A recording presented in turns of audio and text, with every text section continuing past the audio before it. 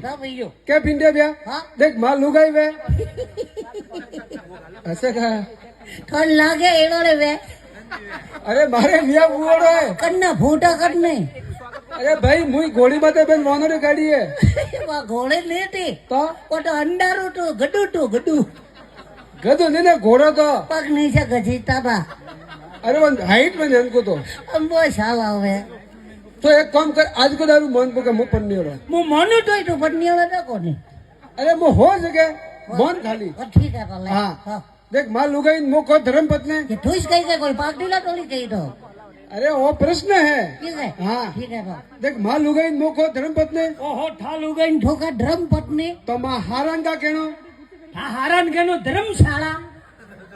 બડે મોટો હાડો વે કે હા. વણીન કેનો ગડો ને એક આડી હારી હાટી વે તો વણીન કેનો ઠેલી ये का कह रही थोड़ा हावर के હા તો એવું જ કેવી तो एक बार हमारे नगरी के लिए जोरदार ताली बजाना ये हमारा अजीत मित्र है